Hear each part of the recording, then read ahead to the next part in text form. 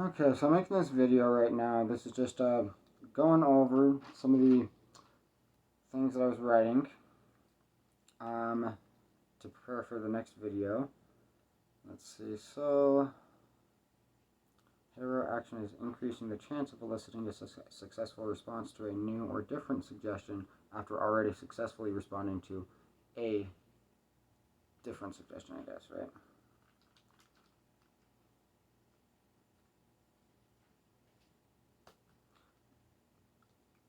Okay, that's where the hypnosis is inhibiting my comprehension right now. Alright, so hetero action is increasing the chance of eliciting a successful response to a new or different suggestion after already successfully responding to a suggestion. Or should I say, after successfully responding to a different suggestion? Because I'm trying to imply, because it needs to be different, right? There are two different suggestions, but I already say different ones. Do I need to say it twice? No? Okay.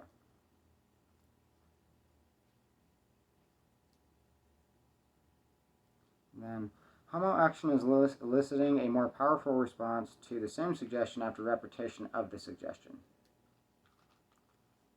That sounds good. An example with hetero action is that if a person responds successfully to a suggestion of itchiness, for example, they are more likely to respond successfully to a different suggestion of warmth or cold, for example. Homo action is increasing the extent of a response to a suggestion with repetition, such as increasing the sensation of cold more and more with repetition. An example for the general concept is that I was able to reject any suggestions to shoplift or lie, but I was not able to reject, and that's one I need to fix.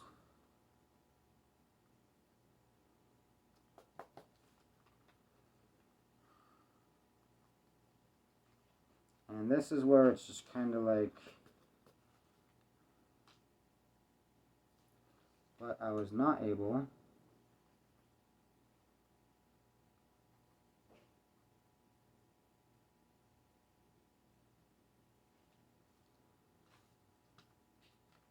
to reject this suggestion.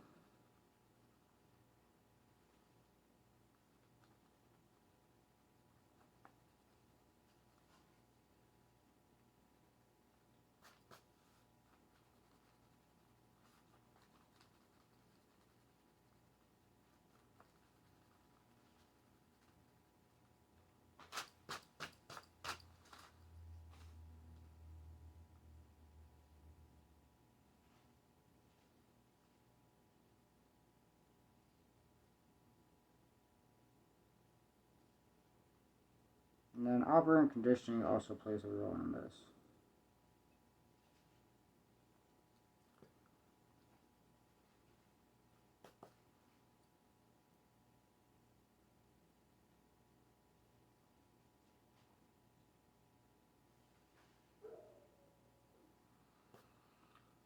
To shoplift or lie, but I was not able to resist or control. I was not able to resist the suggestion for my hand to cramp uncontrollably while writing the word murder.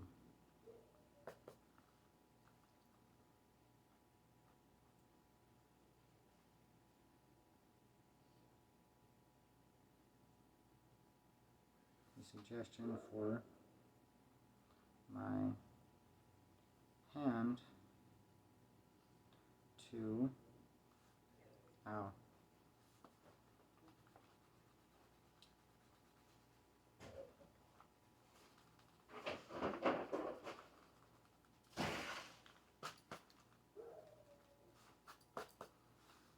my hand to cramp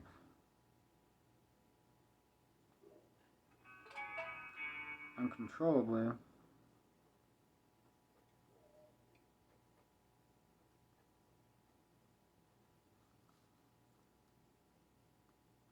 while I basically had to erase the entire sentence there because of that. while writing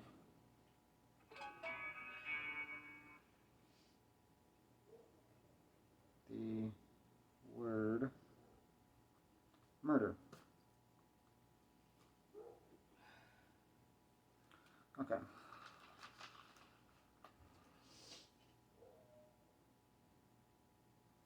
And then, let's see, I'm going to even continue this here on another page. There is also the aspect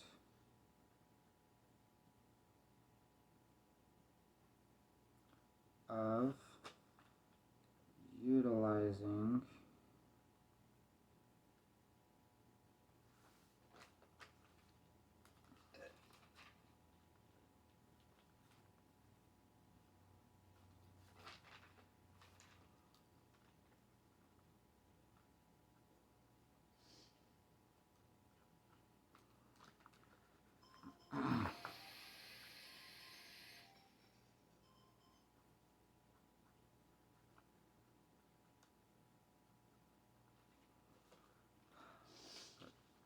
part 1.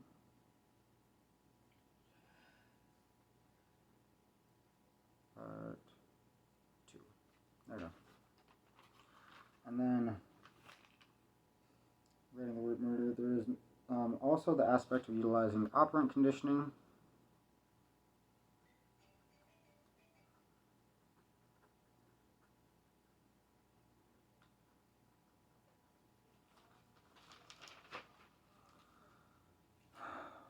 So this would be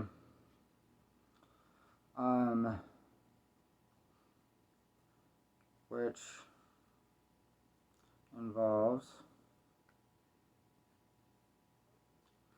using positive reinforcement of reward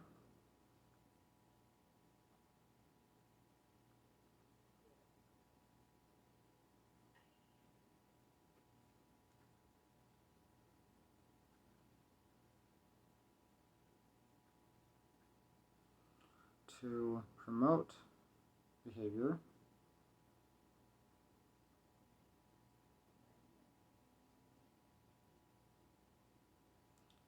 and negative reinforcement, like punishment,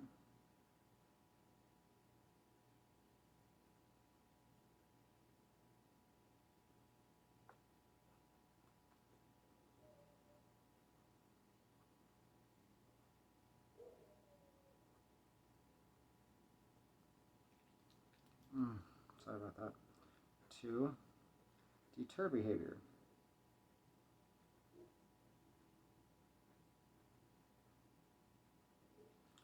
Alright.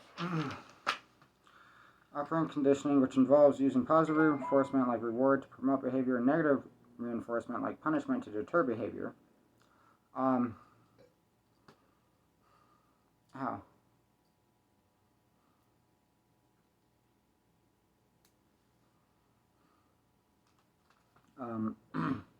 Which typically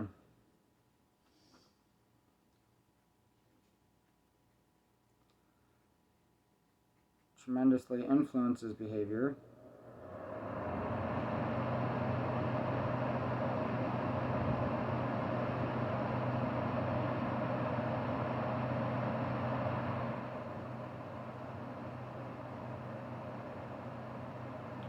But does not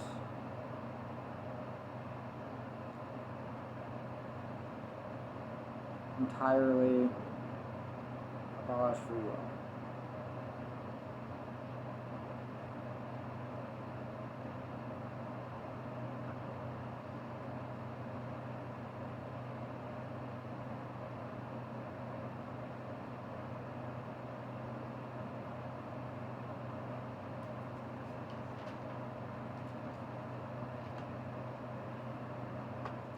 And then on the other side of this,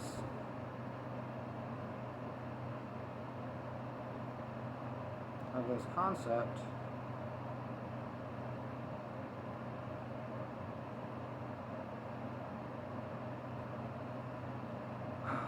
like, so, I mean, basically what I'm describing is, so, did you listen to that? Okay. So, like, as an example, like euphoria or dysphoria, right? Like, euphoria is reward, dysphoria is punishment. An example, like, I mean, generalize, like, euphoria or something like that, but, like, relaxation or whatever, I don't know, but, they didn't use euphoria or the positive ones very much. They mostly just use, like, euphoria, like, generalized feeling, but, with punishment, they did, like, pain, um, muscle contractions and things along those lines, making it difficult, unpleasant, making me feel even uncomfortable, right? Um, so and those things, right? Like, so I mean, say for example, if I was hypnotized, like, say for example, a person's like hypnotized to feel pain when they're making videos, right? Well, I mean, they still have the free will to make a video anyways, but they don't have any control over the pain. Does that make sense? So in and of itself, where they say like you have free will, you know what I mean? That's what the myth is.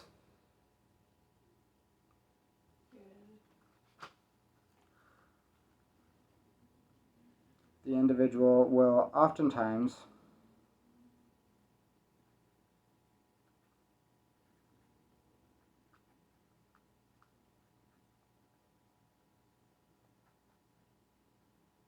has no control or free will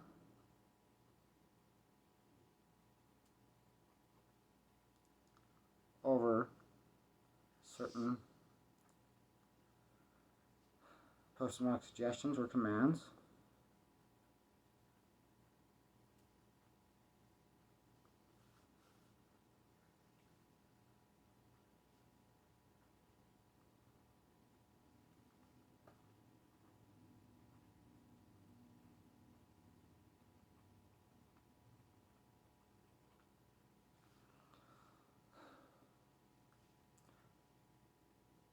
For example,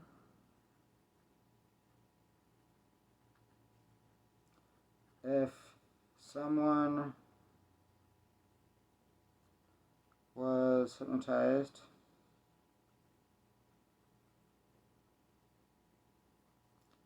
to feel pain to deter, let me think, to deter, like recording a video. Oh, that's what's happened to me. To deter recording a video,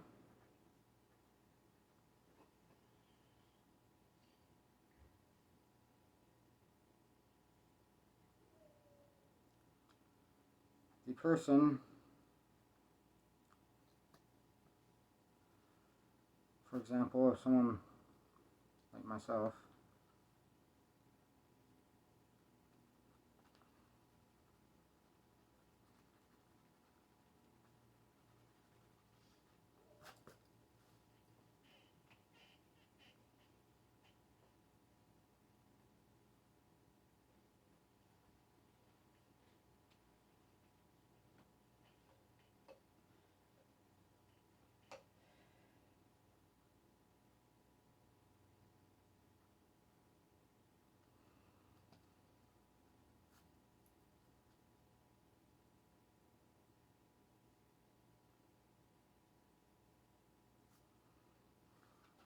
was hypnotized to feel pain to deter recording a video, then I would still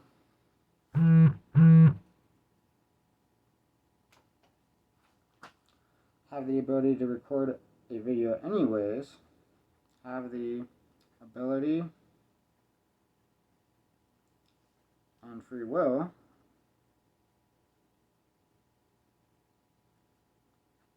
to record a video regardless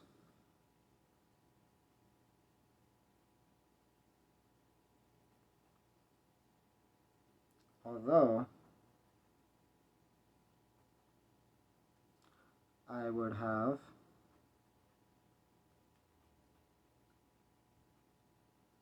no control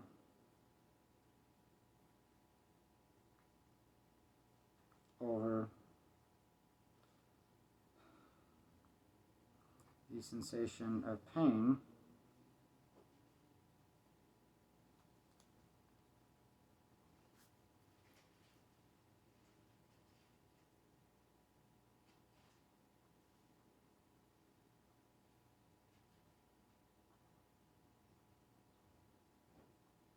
I was hypnotized to feel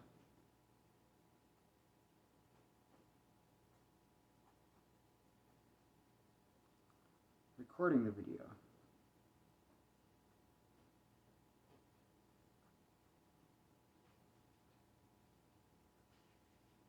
There we go. Done.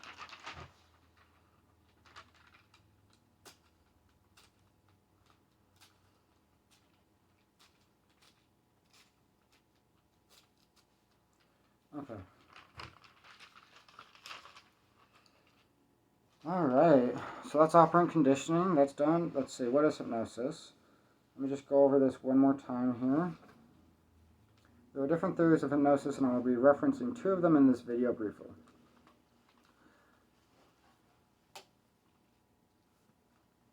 And I'm going to replace because with since, because it seems as if to me like briefly is the end of the sentence.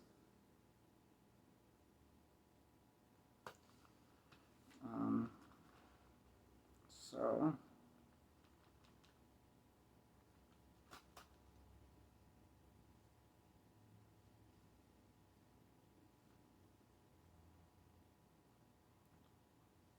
now if I say that, since learning the science of hypnosis and how it works can provide adequate understanding of the subject, regardless of the theory. It almost sounds like an incomplete sentence. Since learning the science of hypnosis and how it works can provide adequate understanding of the subject, regardless of the theory.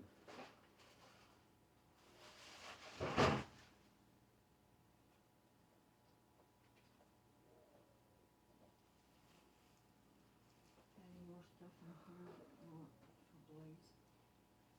Is there some clothes back here or something?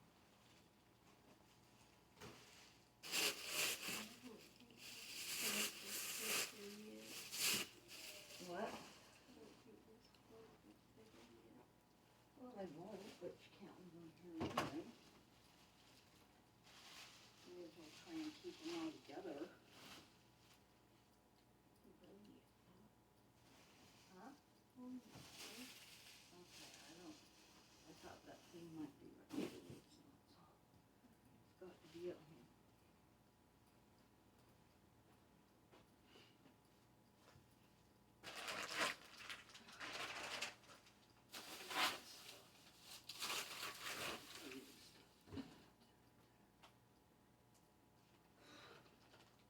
See, there's his harness.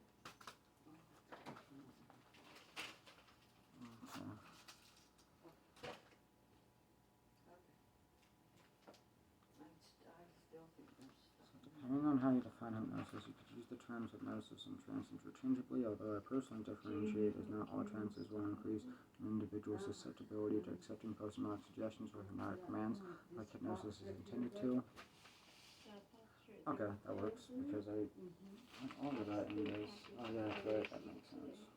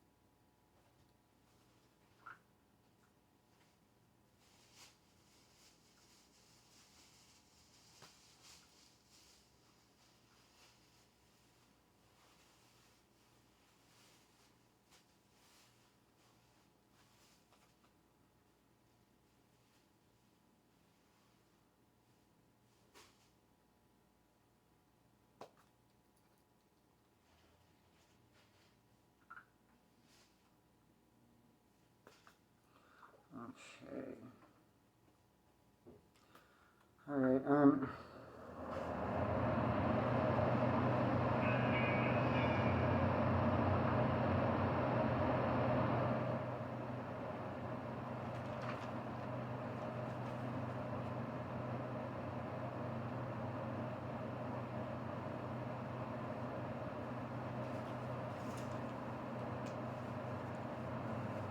wow, the hypnosis is really abusing me right now.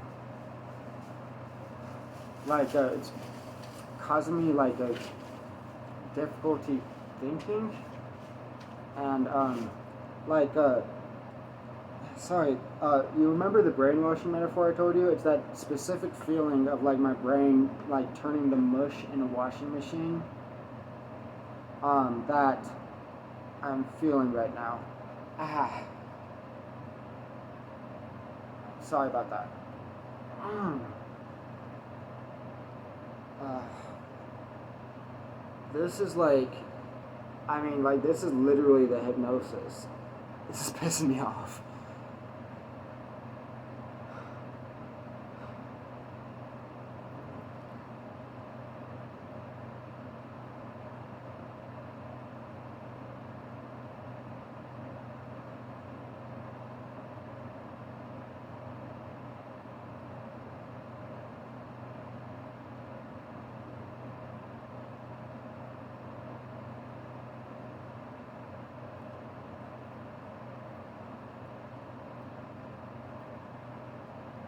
Okay, so anyways, that's good. And then, that's what I was doing. There we go, that makes sense. Any given theory states that hypnosis is any artificial means of accessing a REM state which is naturally active while dreaming. This theory of hypnosis would provide a logical explanation for all the phenomena that is associated with hypnosis. That makes sense? Okay, great. Okay. Hypnosis definition, somnambulism. Somnambulism is the medical terminology for sleepwalking, and in hypnosis is a deep stage of trance that mimics a very similar appearance to sleepwalking, which is why this stage of trance was named somnambulism. This is the stage of trance known to produce the most profound hypnotic effects and is when post-hypnotic suggestions are primarily given. Okay? Post-hypnotic suggestions are the instructions and or commands given to subjects while in somnambulism that are carried out upon,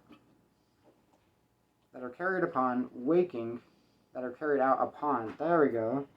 There's that one word that I missed.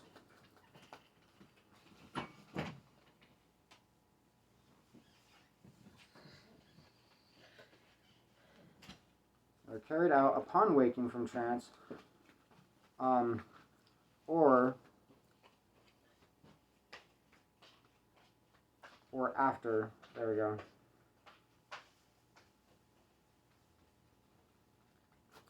Or after a specified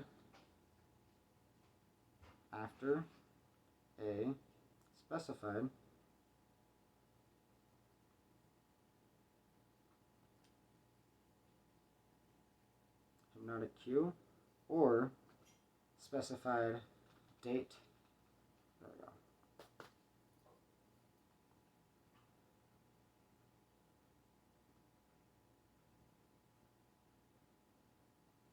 Date and or time.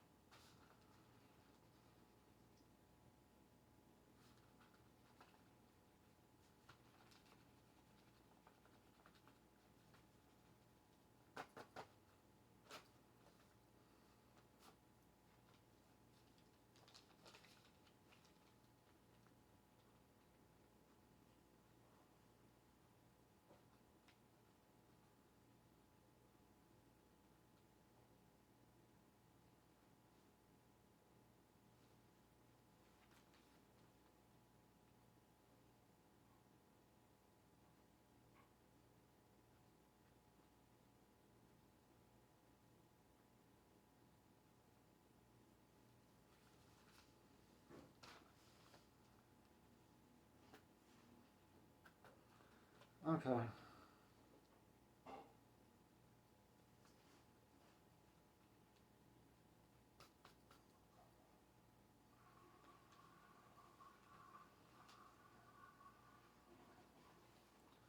There we go, that's done. Great. Back to critical faculty. In hypnosis, there is an important concept known as the critical factor or critical faculty. It means the exact same thing and is most commonly known as the critical factor, although in my hypnosis course it is referred to as the critical faculty, and that is what I'm going to be referring to it as during these videos.